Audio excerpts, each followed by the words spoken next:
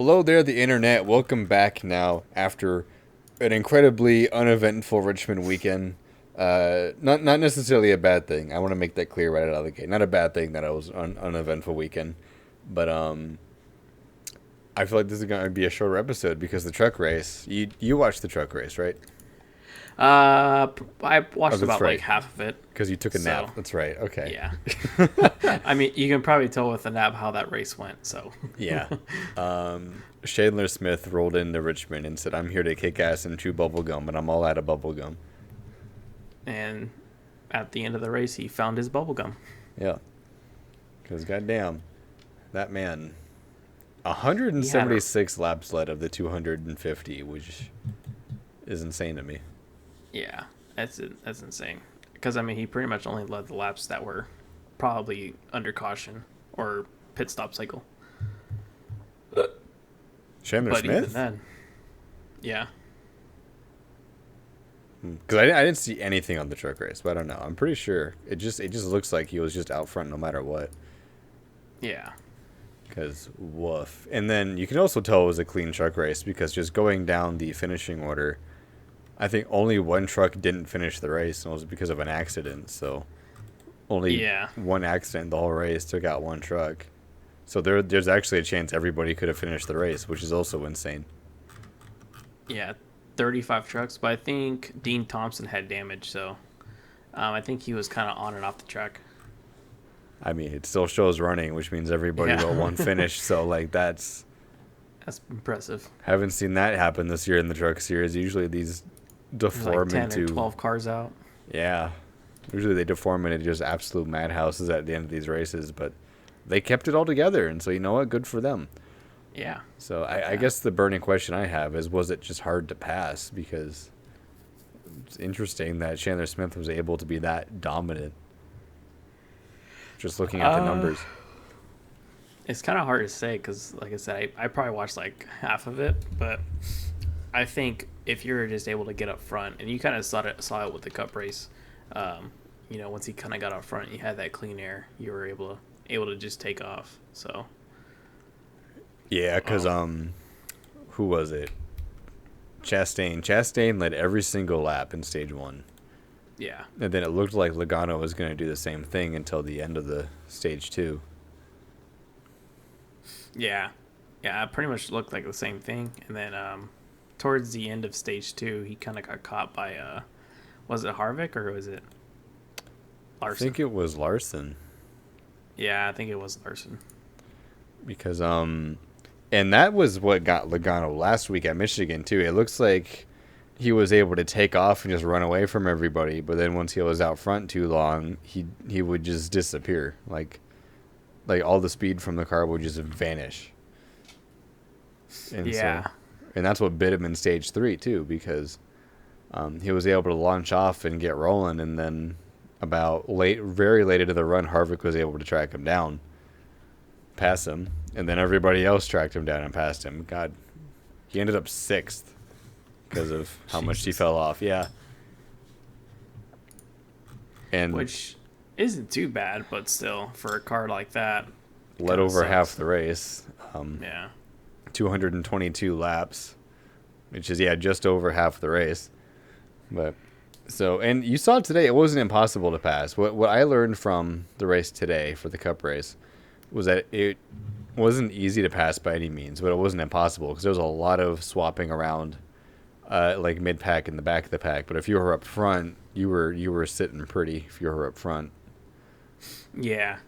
No, you kind of saw that with the truck race, or the cup race. You were able to kind of pull away, but after maybe like 20 laps or so, you were able to kind of reel them back in.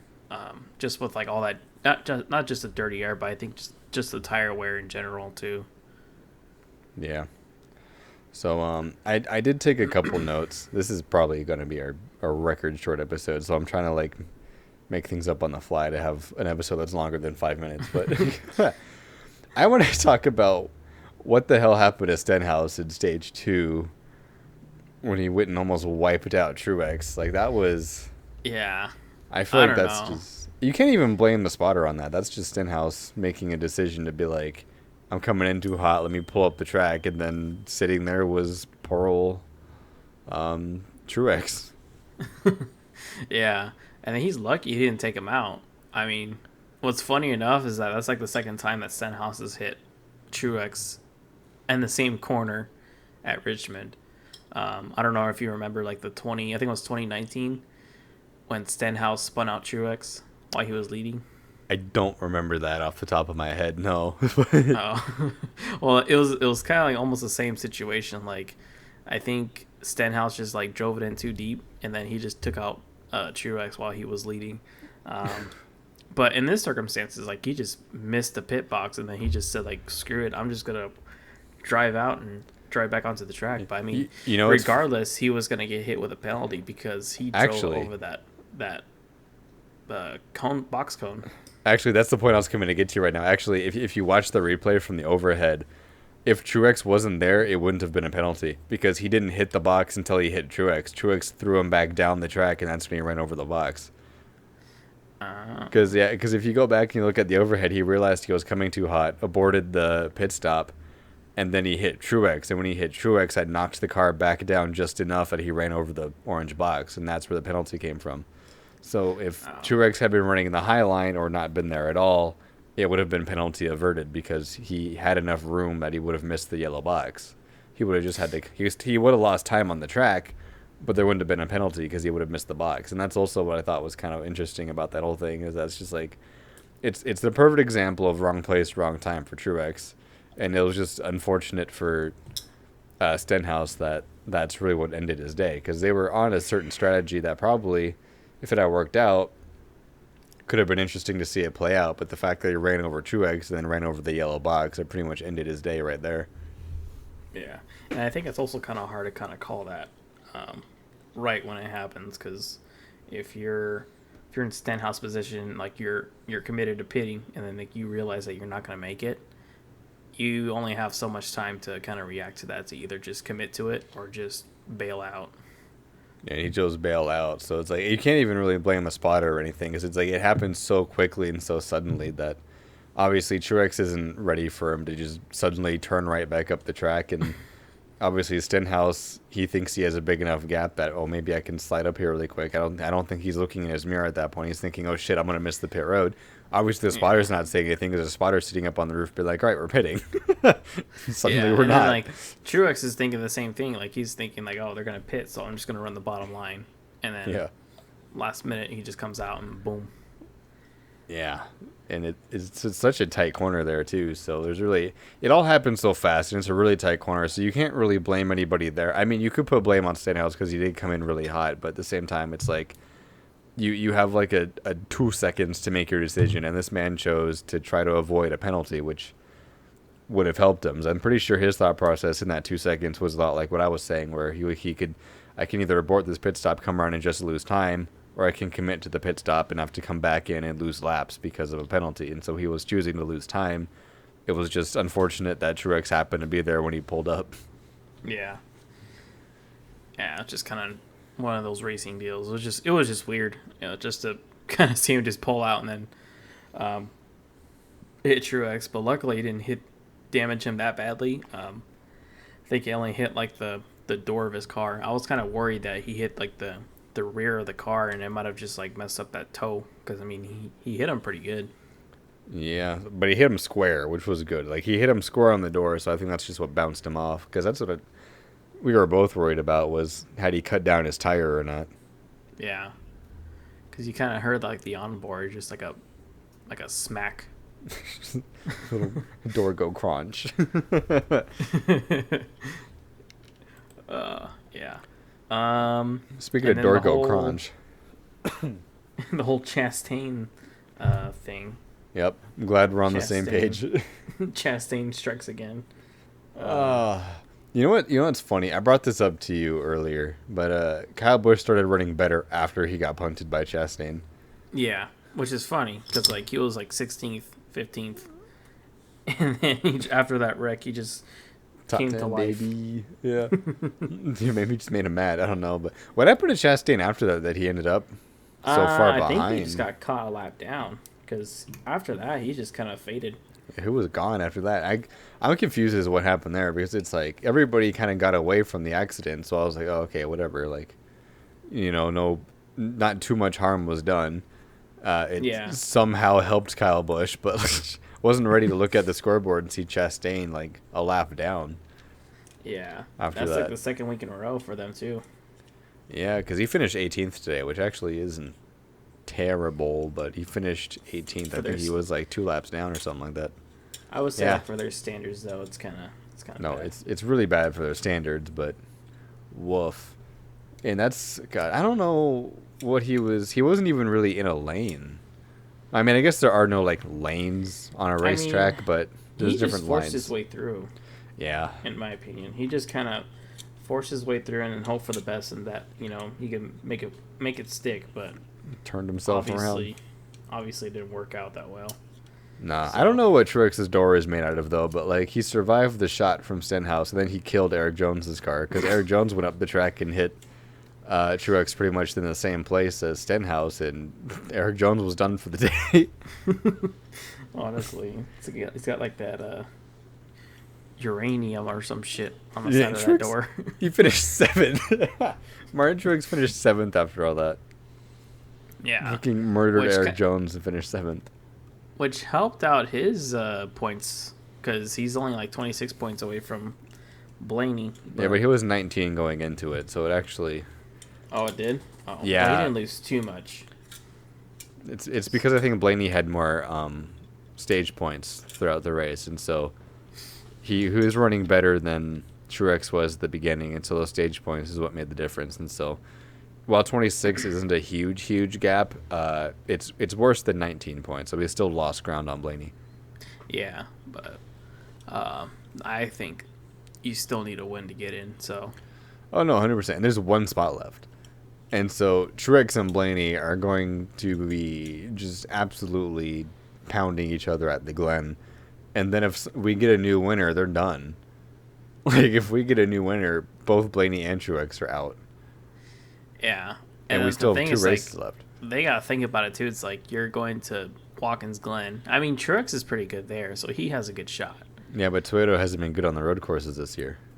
Well, Indy road course they ran pretty good. They did okay. They did better, so I guess that gives me a little bit of hope, but they still weren't. Yeah, I don't think they were where they needed to be.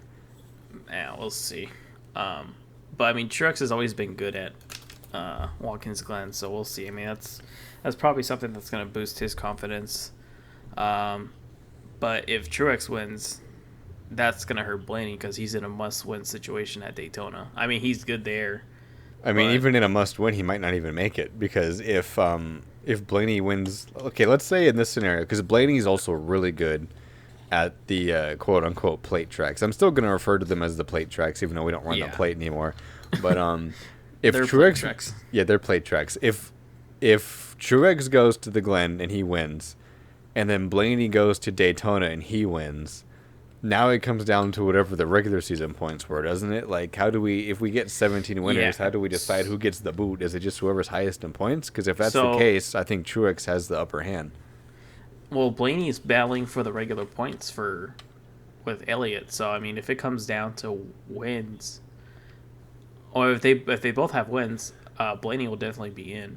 Oh yeah, no, you're right. I was looking at it wrong. Yeah, because if it comes down to that, then Blaney has the upper hand on points. Yeah, because right now Blaney is second in points Yeah, so in the regular season. if So- Truex wins the Glen, he better hope like hell Blaney doesn't win Daytona. Because let's see who's in the playoffs. Everybody and their cousin. Well, actually, Bowman might miss it. It's between Bowman and Cindric because they're like on the bottom feed. All right. So, if Blaney and Truex win, they're in.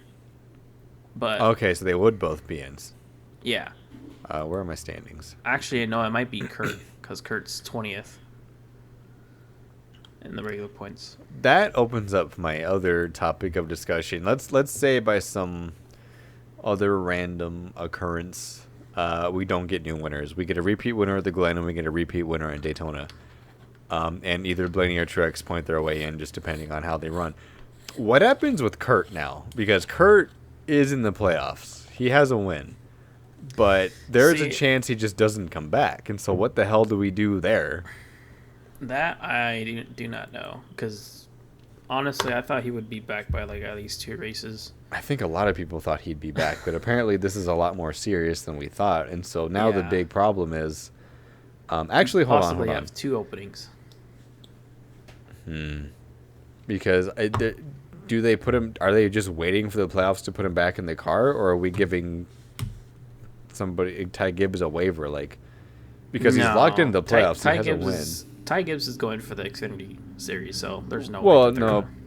I know he's going for the Xfinity title, but at the same time, it's like who's going to run the 45 then? Oh, it'll probably be Ty Gibbs. Okay, but it's such a confusing boat to be in because we have a playoff driver who has a win, is locked into the playoffs, who cannot compete because of concussion protocol. Yeah. So now I don't even think, what's his name? Ty Gibbs is getting points for Kurt. No, he's not. Kurt's pretty much just getting no points at all. Yeah. So, but if we don't get 17, if we get 17 winners, then the obvious choice is to bump out Kurt because he's not going to have the points anyway. Yeah. So I guess that answered our question from earlier that we were discussing. If we get 17 winners, Kurt Busch is out. But if we don't get to the 17 winners, or we just get 16 and we fill the grid completely, now we're all in this weird boat of what happens with Kurt Busch.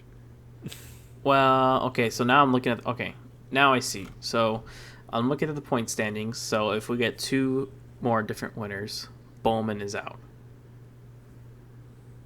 Well, that's the same problem is still here. We still have the same problem of we have a playoff driver who more than likely is not coming back. Yeah. Like that's really the question I have here. So it's like because Kurt's going to be locked in, I guess, depending either way. Like if we get 16 winners or we stay at 15 or we get 17, what you're telling me, it doesn't matter which way we slice the cake, Kurt Busch is in the playoffs. But Kurt Busch has not been medically cleared to race. Yeah. That I'm not sure. It's gonna be weird. Puts us in a really sticky boat. Eliminate him. Because I think they're gonna play it off. I mean, probably when it comes to Daytona, they're gonna say like, "Hey, if he's not back when the playoffs start, then we're gonna give it to somebody else." We're gonna put 17 drivers in the playoffs. We're gonna add an additional playoff driver. Jeff Gordon is in the playoffs. Jeff Gordon is making a comeback. He's gonna be joining the playoffs. Yeah. I still remember that. Yeah. I was like, what the hell? What the fuck? All right, but I mean, maybe they'll just run it regularly. Maybe there's a chance they just do nothing and Kurt Busch just sits at the bottom of the points and he's just eliminated after the first round, which is a freebie for everybody else. But yeah, if you think about it, he made his way through the playoffs. So, I mean, if he doesn't come back, then he finished his 16th. Yeah, that's that. I guess. Because I mean, I feel like it would be kind of wrong for them just to be like, hey, since you're not coming back, we're not gonna boot you out. Well, I mean, I don't think they can because of the way the rulebook stuff is. Because like he's technically in the playoff, which is why I was like, "What the hell are we doing here?" Because if he doesn't come back, maybe they just don't do anything. Maybe my brain is just trying to figure out what's going on. Maybe they just do nothing. He just sits at 16th, which means it's a free spot for everybody else. Which means there is one driver who is guaranteed safe. Which means only 3 drivers are not going to have to be on their toes. Yeah. Yeah, because I mean, he would have 3 chances to make the next round by getting a win.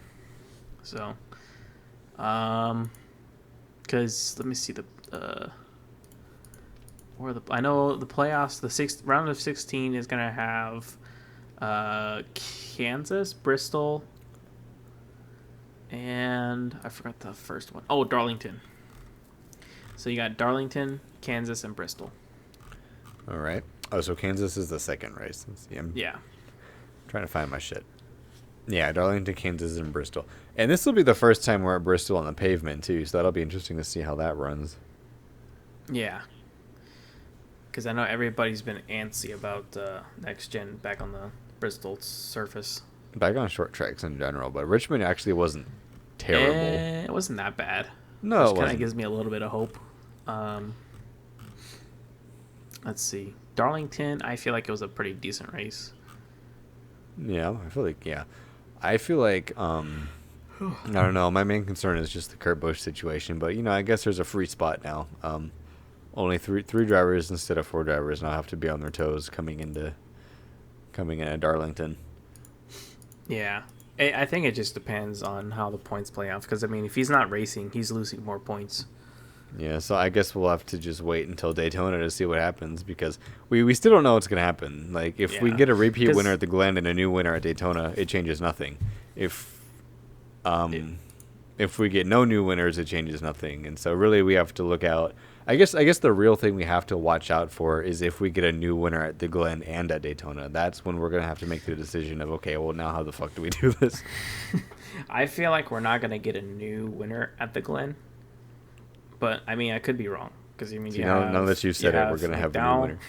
You have McDowell and Busher, which are pretty good at the road courses. Mm-hmm.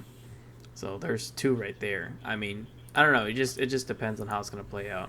But Daytona is like my big circle because I know for sure there's a big chance that there's going to be a new winner. Literally anybody can win at Daytona, and so that's where Corey LaJoie could win it for all we know. I would love that if Corey LaJoie came out and won. Corey LaJoie, the 16th driver in the playoffs, or Eric Jones. That's true. Eric Jones actually did really good at Daytona and Talladega earlier this year. Or Bubba Wallace too. Bubba Wallace, yeah, that's another one to watch out for. So yeah, it's like.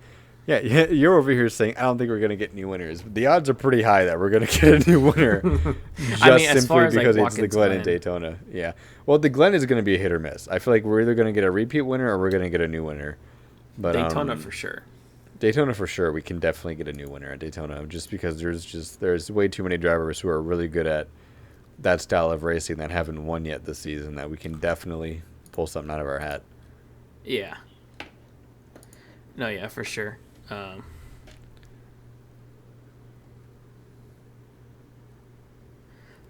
But yeah, I can't wait for these next 2 weekends because it's gonna be real interesting. The 2 of us will be screaming at the TV during Daytona, won't we? Yeah. I really wanted Chris Buescher to win today. I thought that'd be pretty awesome. Yeah, I really kind of wanted to too because like he was pretty good. Harvck, pull over. This is important. Please pull over. Please pull over. And then Christopher Bell just fucking said, hello, I am here. Yeah. Dude just came out of nowhere and just said, I'm here to party. If he had one more lap, he could have won that race. He didn't even need 2. He needed 1 lap. Because I didn't think he was going to catch him. And then with 2 to go, he was right there. And I was like, whoops, he might catch him. He just 1 more lap is all he needed. Yeah, if he had 1 more lap, I think he would have had it. Yeah, it would have either came down to like a side by side finish, or he was gonna like bump him out of the way and win it. That's true. I have one last thing I want to touch on before we wrap up, unless there's anything you want to talk about. As far as the race, no. Oh, okay. Because the one other note that I had was something you brought up during the race that I did not notice until you brought it up. The Ford's just randomly catching fire all season. Yeah. It's only been Ford. It must just be like a Ford thing, which is weird. I know I saw a tweet earlier this weekend about them saying that they changed something near the exhaust pipe. Because like, I'm guessing that's what they said, that's what caused the last few fires. I mean, obviously he didn't fix that issue because he saw another fire today. Yeah. But yeah, it's just weird just to see all 3 cars just catch on fire like that. I know they've been complaining about like a lot of rubber buildup inside the car. So I mean, it could be something that they can fix, or something that they can work on for the next few weeks. But yeah, it's just weird. It's something they can fix because God, like we haven't had that. Usually, a car catching on fire after a big crash or something, like that's one thing, but a car to just come down pit road with the wheels just engulfed in flames for seemingly no reason is a problem that needs to be addressed. Yeah, especially since it's only happening to one manufacturer. Like Chevy hasn't had that problem, Toyota hasn't had that issue. It's just been Fords that have just been catching on fire down there. Yeah, but I think there's something else that they need to kind of look out for, especially the safety concerns about the cars. So There's a lot of interesting problems with the next gen car, and Ford randomly catching on fire is very high up on the priority list to try to get fixed because, God, we had Eric Jones sitting in the fire. We had Cole Custer was on fire. Chris Buescher was on fire. Like Eric Jones. Wait, was Eric Jones on fire at one point? Eric Jones was in a Chevy. Wasn't he on fire at one point earlier this year? Or no, I don't think so. I don't think so. No, he had something. Oh no, he had the wheel get stuck. That's what happened to him. Okay. Yeah. But yeah, no, like Chris Buescher, Cole Custer, and then today Chase Briscoe. I don't remember if anybody else had this problem, but like this is now the third week in a row where a Ford has just randomly caught itself on fire. Burst into flames. Yeah, it just burst into flames up in the wheel, and what's dangerous about it is all that fire and smoke that's in the cockpit. Like it's not even if it's under the hood, it's still bad, but like the flames up in the cockpit with the driver is what's really scary for me. Yeah, it's definitely scary. I mean, it's weird how like that fire that you saw on like there in the exhaust pipe, it got inside the vehicle, which is kind of alarming. I didn't realize it was inside the vehicle until they showed that one head-on replay. Like I saw the fire down in like the exhaust, and I was like, "Well, that's interesting. They should probably put that out." And then they showed the replay, and there were flames up in the cockpit. I'm just like, I guess the good news is we haven't really seen one on the driver's side yet. Like they've all been on the passenger side, which is the other common theme. Yeah. Yeah, no, definitely. It's just weird. Just seeing all these cars catch on fire. I don't understand, but I really hope we get that figured out. But anyway, you got any more closing notes or nah? I guess we can kind of say that we're going to Kansas. We are going to Kansas. That is the thing we were doing. I was going to wait until the end of the playoffs, not the end of the start of the playoffs to announce that, but you know what? Fuck it. We'll do it now. Yeah. Chris and we bought tickets to go to Kansas, and so we're going to be vlogging that trip, hopefully get some content put together for when we come back after Kansas. So if there isn't a post-race podcast after Kansas, it's because we were physically at the track and we're putting together a vlog. But I plan on bringing my equipment with me, and so we should be able to shoot some kind of mini podcast in the hotel after the race. But if not, that's why we'll be in Kansas. But just before we wrap up, I also want to, because we're really bad about doing this. I think we've only done it twice, like the entire season. But congratulations to Chandler Smith and Kevin Harvick for his 2 in a row now. And we will see you guys after the madness at Watkins Glen. Yep. See you guys.